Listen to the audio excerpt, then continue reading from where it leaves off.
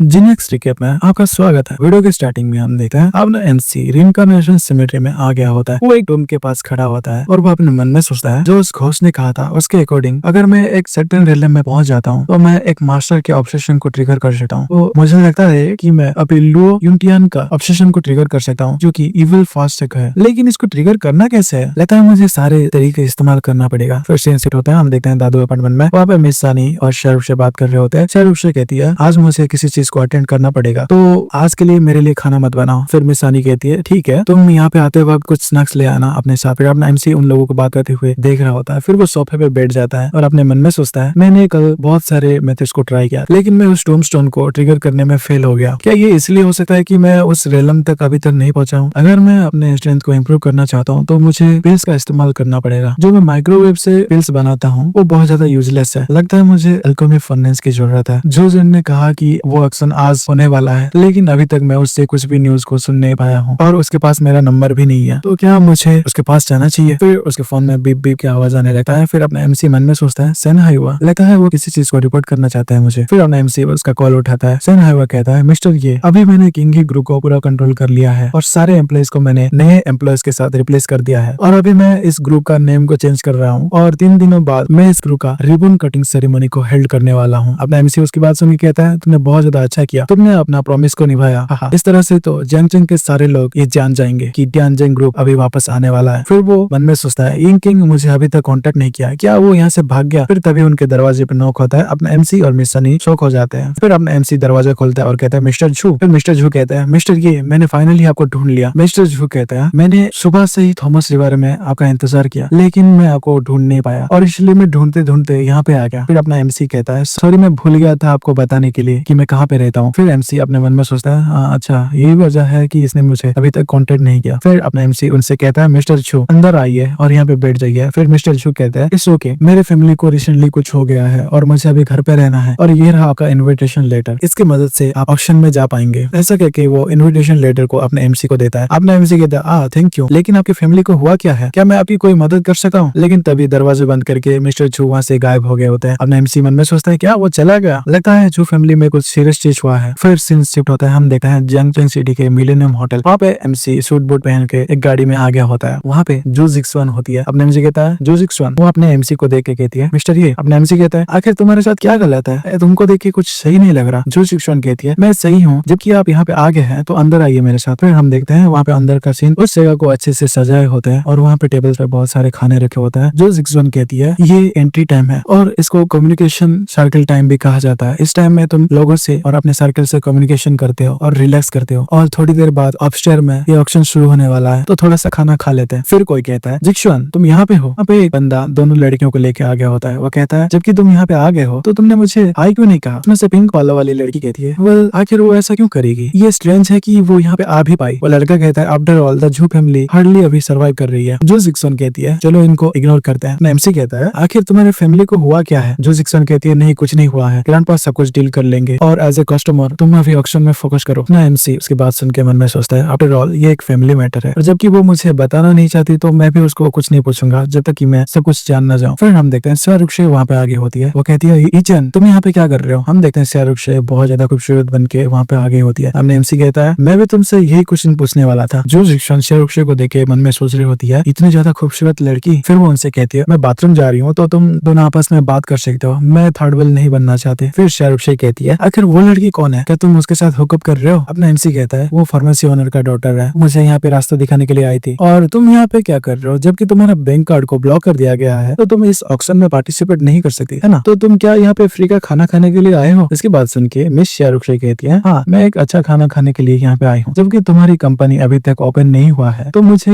एक जॉब तो ढूंढना पड़ेगा ना और मैं एक इन्विटेशन लेटर को रिसीव की हूँ। जबकि तुम यहाँ पे ऑक्शन के लिए आ ही गए हो तो तुम अपने साथ में कितने पैसे लाए हो या फिर तुम बस देखने के लिए आए हो? अपना एमसी कहता है मैं बस $12.4 मिलियन लेके आई हूँ। उसकी बात सुन के शाहरुख से मुंह बना लेती है और कहती क्या $12.4 मिलियन है तुम्हारे पास और तुम ऑक्शन में आने की हिम्मत कर रहे हो? क्या तुम मजाक कर रहे हो? और वो कहती है ये ऑक्शन जितना सिंपल बाहर से दिखता है ये इतना ज्यादा सिंपल नहीं है। इस ऑक्शन को जो कंट्रोल कर रहा है वो इतना ज्यादा पावरफुल है जिसके साथ तुम पंगा नहीं ले सकते और इस दुनिया में तुम्हारे जैसे ऑर्डिनरी पीपल के अलावा भी कुछ पावरफुल मार्शल आर्टिस्ट है जो कि लोगों को इंस्टेंटली मार सकते हैं। फिर अपना एमसी उसकी बात सुन के कहता है हाँ तो क्या हो गया? फिर शाहरुख से मुंह बनाते हुए कहती है हाँ क्या तुम सरप्राइज नहीं हुए हो इस बात को सुन के अपना एमसी कहता है वाओ मार्शल आर्टिस्ट, वो तो कितने ज्यादा पावरफुल है, कितना ज्यादा टेरिफाइंग है। उसकी बात सुन के मिस चारुक्षी गुस्सा हो जाती है, कहती है तुम इतना ज्यादा ओवर रेटिंग कर रहे हो। फिर मिस चारुक्षी अपने एमसी से बताती है सरफेस लेवल पे जो सबसे ज्यादा पावरफुल फैमिलीज है वो है 4 मेजर फैमिलीज, लेकिन कुछ ऐसा भी फैमिलीज है जो कि बहुत ज्यादा टेरिफाइंग है और वो है मिस्टीरियस मार्शल आर्ट फैमिलीज। और इस ऑक्शन के पीछे जो जिन फैमिली है वो भी एक मार्शल आर्टिस्ट फैमिली है। और इस ऑक्शन को 2 भागों में डिवाइड किया गया है। फर्स्ट पार्ट में ऑक्शन किया जाएगा एंटिक्स और पेंटिंग्स जो कि ऑर्डिनरी पीपल के लिए है, और इस ऑक्शन का सेकंड पार्ट वो मार्शल आर्ट से रिलेटेड है, जैसे कि सीक्रेट बुक्स और कल्टीवेशन, पिल्स, वेपन्स, कॉल्ड्रॉन्स, और उनमें से हर किसी का वैल्यू बिलियंस में होता है। उनकी बात को सुन के अपना एमसी मन में सोचता है चारुक्षी ने जो कहा उसके अकॉर्डिंग एल्केमी फाइनेंस बहुत ज्यादा एक्सपेंसिव है, ऑल्दो मेरे पास अभी एनफ मनी नहीं है, लगता है मुझे कोई तरीका ढूंढना पड़ेगा ज्यादा पैसा कमाने के लिए। फिर अपना एमसी कहता है तो क्या मैं अपनी चीजें भी यहाँ पे ऑप्शन करवा सकता हूँ? चारुक्षी कहती है ऑफ कोर्स तुम करवा सकते हो, और तुमने ये नोटिस कर लिया होगा कि तुम्हारे पास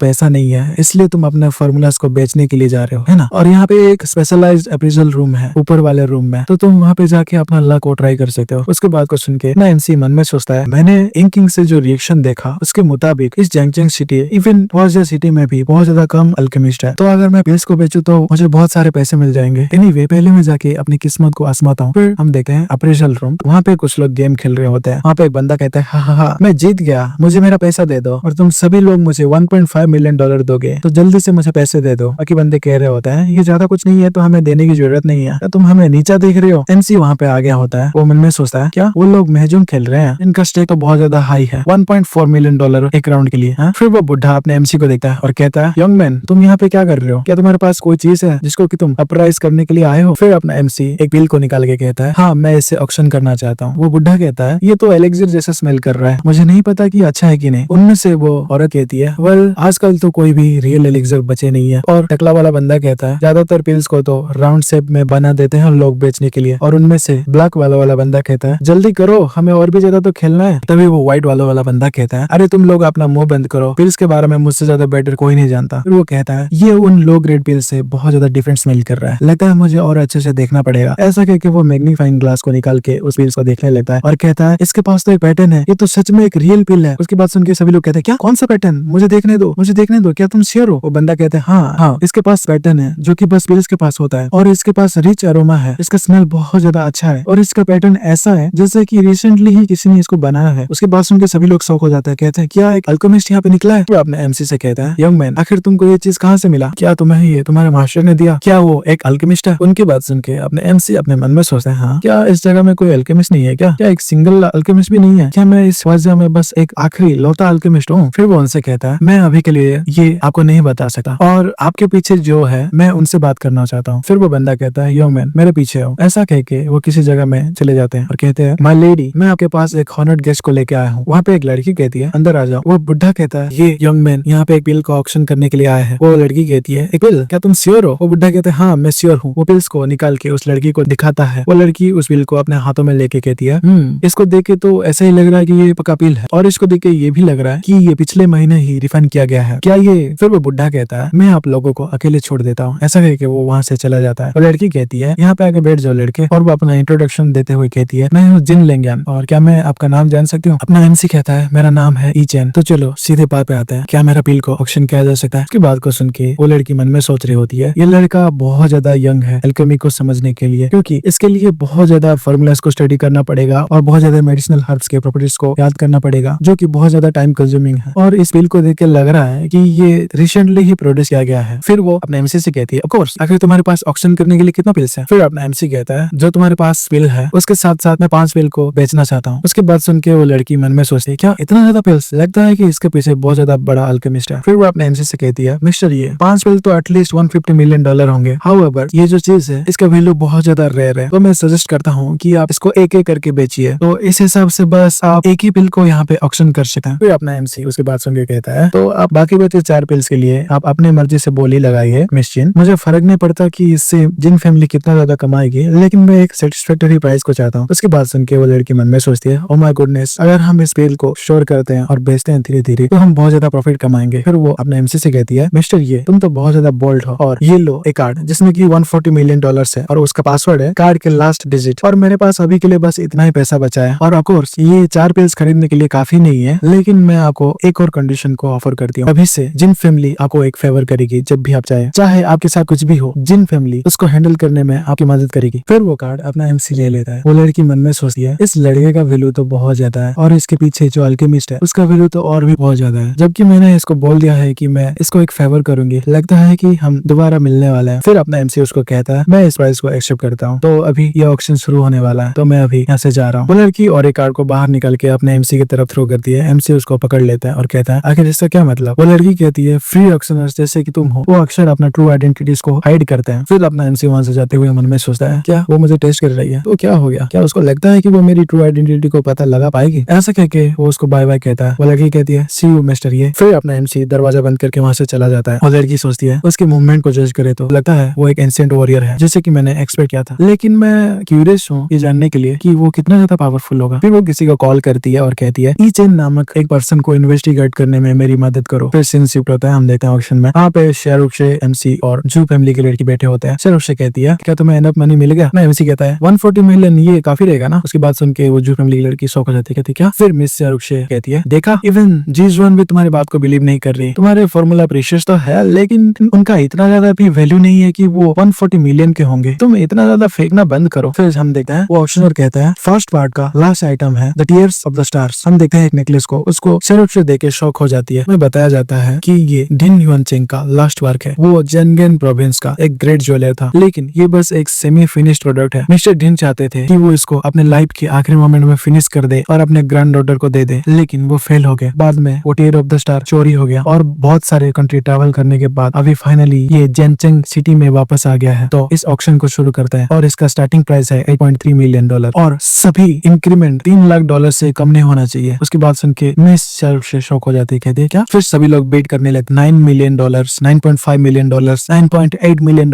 रुक्षा अपने मन में सोचती है आखिर मैं इस तरह के टाइम में मेरे ग्रैंडफादर के वार को क्यों देखी। ग्रैंडपा मैं आपसे माफी चाहती हूँ, मैं the tear of the star को खरीद नहीं पाई जिसको कि आपने अपना लाइफ के आखिरी वक्त में मेरे लिए बनाया था। अगर मैं सिया फैमिली के साथ अपना टाई को कट नहीं करती, अगर मुझे बेचना पड़ता अपना फार्म में ग्रुप तो भी मैं बेच देती, लेकिन फिर भी मैं ये खरीद लेती, लेकिन अभी मेरे पास कुछ भी नहीं है, तो मुझे माफ कर दो ग्रैंडपा, मुझे माफ कर दो। उसको अपना एमसी देख रहा होता है और वो उस मोबाइल में उस लड़की को मैसेज करता है। वो लड़की सोचती है क्या ये पागल हो गया, वो एक नेकलेस बाय करना चाहता है जिसके पास की स्पिरिचुअल क्यूआई भी नहीं है और प्राइस भी देखो इतना ज्यादा हाई दे रहा है। हाँ मानती हूँ इसके पास इतना ज्यादा पैसे है, लेकिन इस तरह से इतना पैसा तो खर्च नहीं करना चाहिए ना। मे बी लगता है वो किसी और को ये गिफ्ट के तौर पे देना चाहता है। व्हाटएवर, ये मेरा पैसा नहीं है तो मैं उसके लिए बीड कर देती हूँ। सभी लोग बीड कर रहे होते हैं। 11.2 मिलियन, $12.1 मिलियन, $12.4 मिलियन। तभी एक व्हाइट वाला लड़का कहता है $13.2 मिलियन, मैं इस टीयर ऑफ द स्टार को चाहता हूँ। और वो हंसते हुए कहता है बाकी लोगों को इसके बारे में, इसके सच के बारे में नहीं पता, लेकिन मुझे इसके सच के बारे में पता है। इस necklace the tears of the star के साथ शाह फैमिली के यंग लेडी का लेना देना है। अगर मैं इसको पा लूं तो शायद मैं शाहरुख को अपने प्यार में बस कर सकता हूँ और उसके साथ शाह फैमिली का हेल्प अगर मुझे मिल जाएगा तो मेरा फ्यूचर ब्राइट हो जाएगा। और मैं इसके लिए $20 मिलियन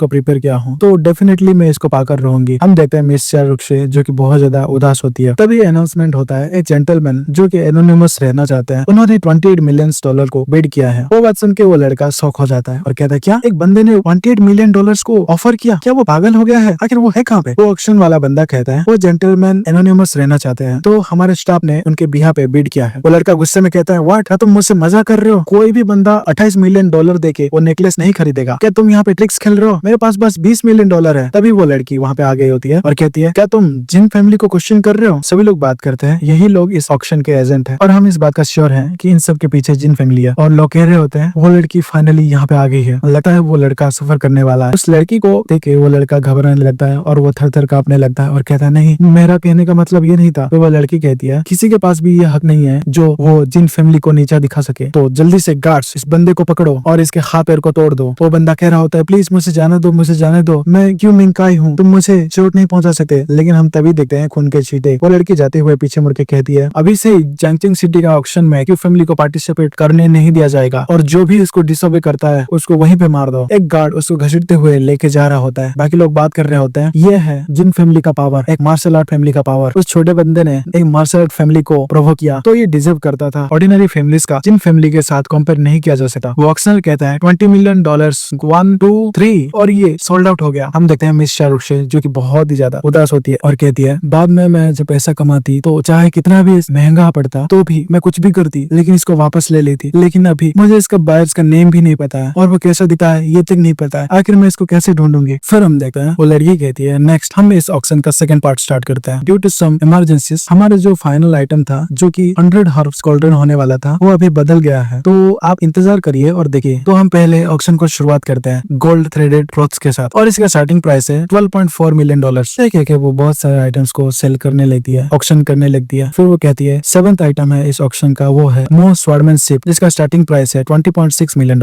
लोग बोली लगा रहे होते हैं $20 मिलियन, $24.8 मिलियन।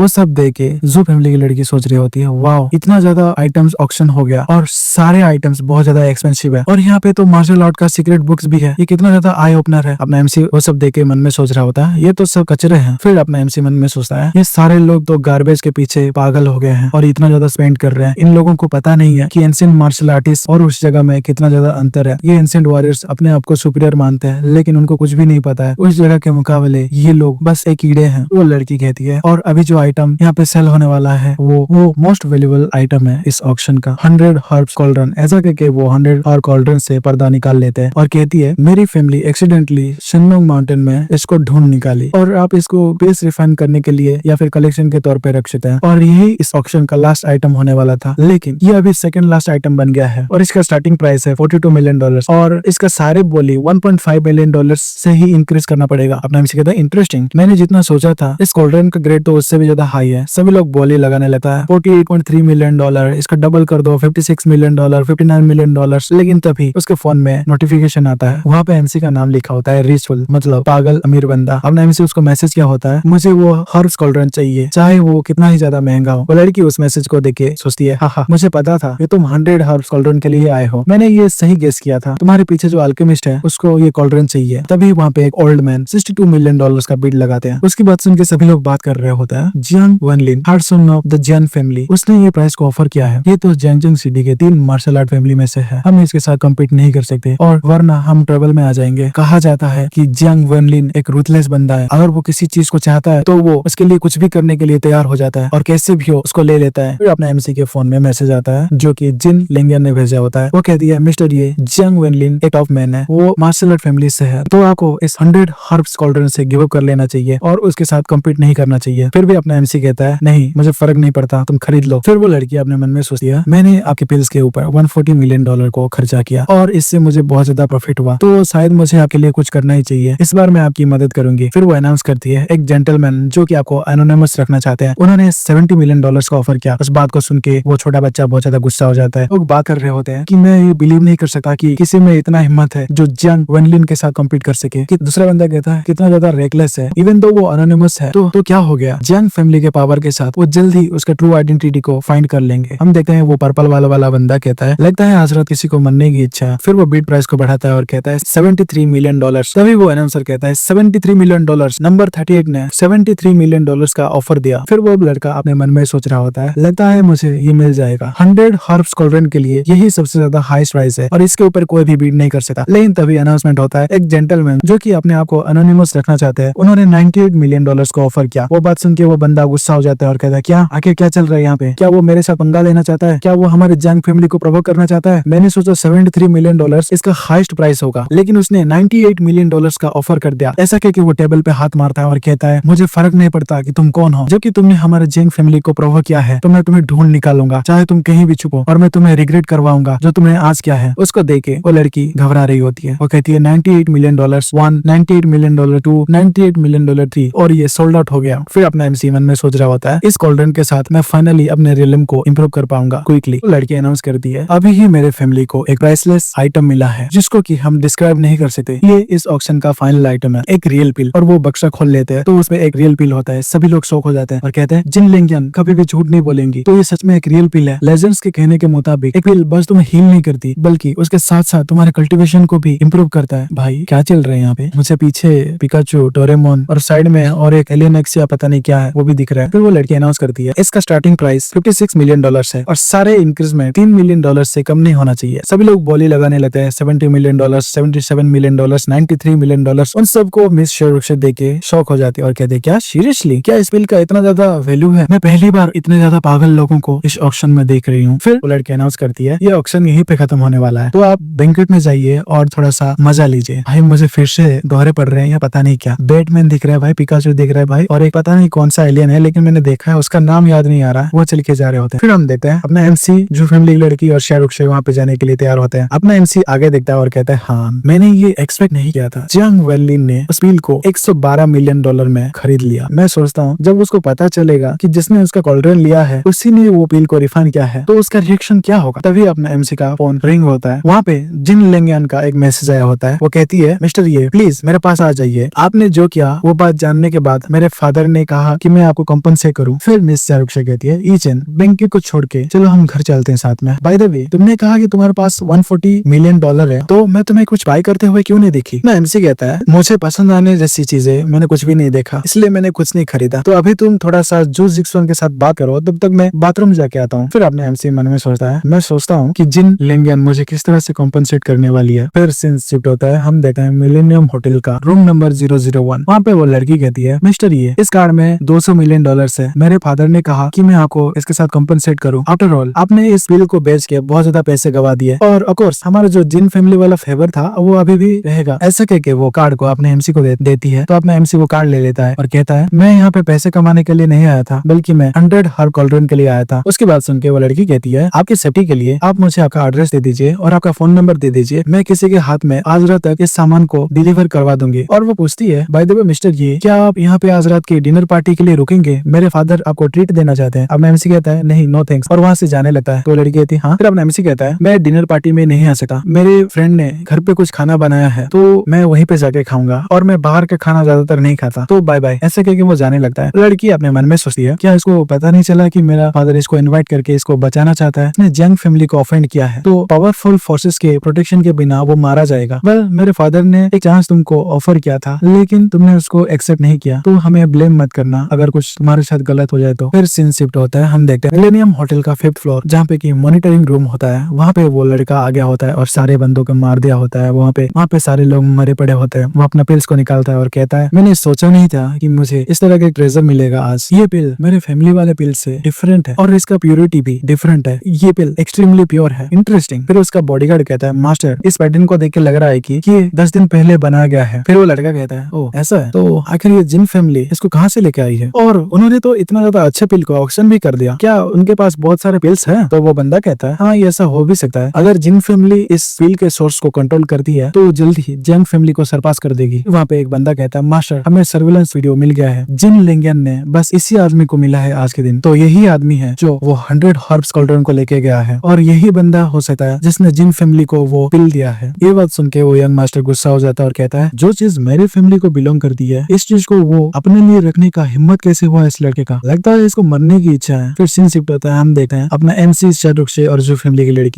लड़की कहती है तो बाद में मिलती हूँ गाइस। तभी अपना एमसी कहता है थोड़ा सा रुको जीक्शन। फिर अपना एमसी मन में सोचता है जू फैमिली के पास बहुत सारे वेल्थ है तो जीक्शन जब भी बाहर जाती है उसके पीछे बहुत सारे गाड़ियां रहती है, लेकिन अभी जीक्शन एक टैक्सी से जा रही है, ऐसा कैसे हो सकता है। फिर वो जिक्शन के कंधों पे हाथ रखता है और कहता है आखिर तुम्हारे जू फैमिली को क्या हुआ है। जिक्शन कहती है मिस्टर ये ज्यादा कुछ नहीं हुआ है। फिर अपना एमसी अपना हाथ बढ़ा के कहता है तुम मुझे अपना फोन दो। फिर वो लड़की अपना फोन अपना एमसी को देता है तो उसके फोन में अपना एमसी अपना नंबर सेव करता है और कहता है मैंने अपना नंबर तुम्हारे फोन में सेव कर लिया है, अगर तुम्हें किसी चीज का जरूरत है या फिर किसी हेल्प की जरूरत है तो मुझे बिंदास कॉल कर सकते हो। फिर अपना एमसी मन में सोचता है जू रंडे ने मेरा बहुत ज्यादा मदद किया, अगर जू फैमिली किसी डिफिकल्टीज में है तो मैं ऐसे ही चुपचाप नहीं बैठूंगा। ऐसा कह के वो वहाँ से जाने लगता है और कहता है मैं तुम्हें बाद में मिलता हूँ। वो लड़की रोते हुए कहती है आपका बहुत बहुत शुक्रिया। फिर सीन शिफ्ट होता है। हम देखते हैं अपना एमसी और शाहरुख से चल के जा रहे होते हैं। शाहरुख से कहती है आखिर वो लड़की तुम्हें मिस्टर ये क्यों बुला रही है, ये तो थोड़ा सा ऑकवर्ड फील हो रहा है। अपना एमसी कहता है हाँ उसने जानबूझ के किया है। फिर अपना एमसी कुछ महसूस करता है। शाहरुख से पूछती है आखिर क्या गलत है। अपना एमसी कहता है मैं सडनली कॉफी पीना चाहता हूँ तो मुझे कॉफी खरीद के दो और मेरे लिए उस कॉफी शॉप में थोड़ा सा इंतजार करो। फिर शाहरुख से कहती है क्या अभी, लेकिन मैं कॉफी शॉप में तुम्हारा इंतजार क्यों करूँ, अगर तुम क्या करने वाले हो, अगर तुम जा कर रहे हो। अपना एमसी कहता है मैं टॉयलेट जाने वाला हूँ तो तुम उस शॉप के अंदर चले जाना और तुम्हें जो भी एक्सपेंसिव कॉफी पसंद है तुम उसको खरीद सकते हो और मैं तुम्हारे लिए पे कर दूंगा। शाहरुख से कहती है तो तुम कॉफी शॉप के अंदर भी तो जा सकते हो ना, वहाँ पे भी तो बाथरूम है। अपना एमसी कहता है नहीं नहीं वो मेरे लिए काफी नहीं रहेगा। उसके बाद सुन के शाहरुख से मुंह बना लेती है और कहती है क्या, अगर तुम्हारे क्या मतलब उससे। फिर अपना एमसी अपना टाई को निकालते हुए क्यूआई को रिलीज करते हुए कहता है मेरा एक प्रिंसिपल है, जो भी थ्रेड मेरे पास आता है मैं उसे एक बार में ही खत्म कर देता हूँ। ऐसा कहकर वहाँ से चले जाता है। हम देखते हैं वो पर्पल वाला यंग मास्टर वो कहता है मैंने तुम्हें ढूंढ लिया लड़के। वो बुढ़ा कहता है मास्टर लगता है उस लड़के ने हमें नोटिस कर लिया। वो पर्पल वाला लड़का कहता है तो क्या हो गया, उसको मरना पड़ेगा आज। और वो जो लड़की कॉफी शॉप में घुसी है वो बहुत ज्यादा सुंदर है। हम इस लड़के को मारने के बाद और हर्ब कल्ड्रोन लेने के बाद और इसके सीक्रेट पिल्स को लेने के बाद हम उस लड़की को भी लेने जाएंगे। लेकिन तभी अपना एमसी हाथ बढ़ाता है और उसके सर पे हाथ रख लेता है और कहता है क्या तुम सच में ऐसा कर सकते हो? वो बुढ़ा कहता है क्या एक स्नेक अटैक, और वो अपना क्यूआई को रिलीज करता है और कहता है आखिर तुम्हारा हिम्मत कैसे हुआ, तुमने मेरे यंग मास्टर पे हाथ रखा, तुम आज रात मरने वाले बच्चे। ऐसा कह के वो अपने एमसी पे अटैक करने के लिए आगे बढ़ता है और कहता है लाइटिंग व्हीप, लेकिन अपना एमसी उस यंग मास्टर के सर को नीचे दबाता है। वो यंग मास्टर कहता है आखिर तुम क्या कर रहे हो, मुझे दर्द हो रहा है। हम तभी देखते हैं वो ओल्ड मैन कुछ देख के शॉक हो जाता है। वो कहता है डैम, मैं बहुत ज्यादा केयरलेस हो गया इसलिए मैं इसको डॉज नहीं कर पाया। हम देखते हैं अपना एमसी उसका फील्डिंग सेट कर देता है। वो यंग मास्टर सोचता है मिस्टर माई हाफ सेंट्रल में थे लेकिन वो इंस्टेंटली मारे गए, आखिर ऐसा कैसे हो सकता है? ये वीडियो यहीं पे खत्म हो रही है और अभी इस भाई की फील्डिंग सेट है। आगे इसके साथ क्या होने वाला है ये जानने के लिए देखना पड़ेगा आपको अगला एपिसोड। तब तक के लिए बाय बाय।